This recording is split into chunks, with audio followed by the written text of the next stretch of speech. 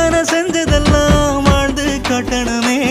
அழகா படைச்சு கொடுத்தே உயிரே, அதுதான் வரமோ கொடுக்கும் உறவே. ஆலங்காலங்குருவி அடியாகாசத்து அருவி ஓம் கால கால தழுவி வாழ வாங்கி வந்த பிறவி.